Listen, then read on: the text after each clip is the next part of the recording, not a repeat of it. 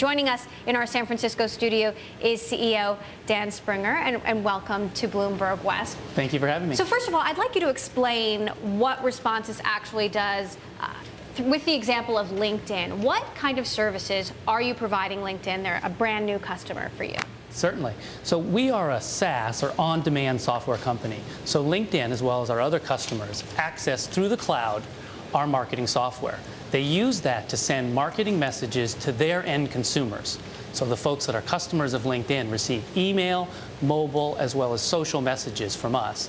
And that allows them to drive whatever behavior they're trying to drive. LinkedIn might want to have more customer usage of their platform, which drives their end revenue. They might want to introduce them to new functionality, sort of a cross-sell or upsell capability.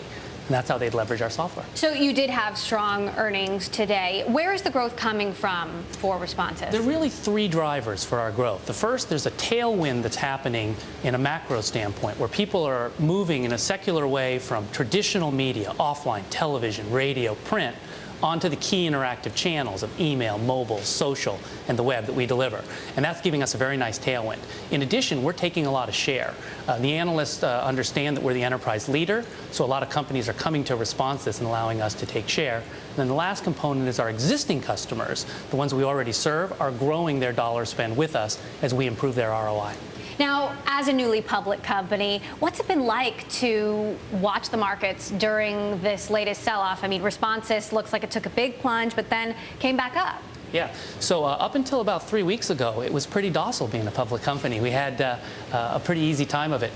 We've really tried to focus on the long term. We tell all of our employees, don't worry about the stock price today. And when the stock price was going up post the IPO, we said, don't be too focused on it. We say the same thing today. We're building long-term value, and we shouldn't be concerned. That said, particularly the last week, there's been a lot of royals in the market. And I think we realize that it's going to be important for us to keep that long-term focus, given the turmoil. So for you as a CEO, though, are you a little bit on the edge of your seat, wondering how it's going to close? And then do you take a deep breath when it doesn't go as low as it could? I mean, you can't ignore it. Well, having lived through the 1999 era when we took NextCard public, where I was Chief Marketing Officer, I saw a lot of people looking at the stock price every 10 minutes. So we made it a real important communication to our employee base, including the entire executive team, to say, we don't look at the stock. We do not watch the stock. Every day, NASDAQ sends me at the end of a day an email that says what happened, and then I take a look. Today, I just found out as I walked into your studio that we are up over $1 today, which is fantastic.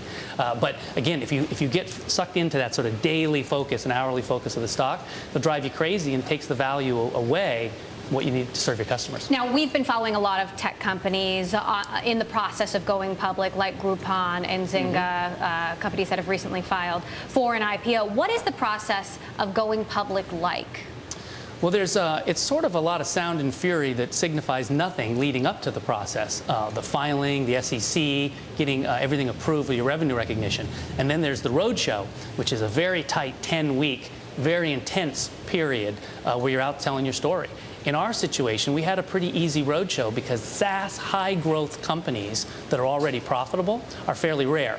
So we had a lot of strong investor appetite, and it was a relatively painless process. Now, Groupon in particular actually violated quiet period rules by talking to us. Chairman Eric Lefkofsky told us that Groupon would be wildly profitable.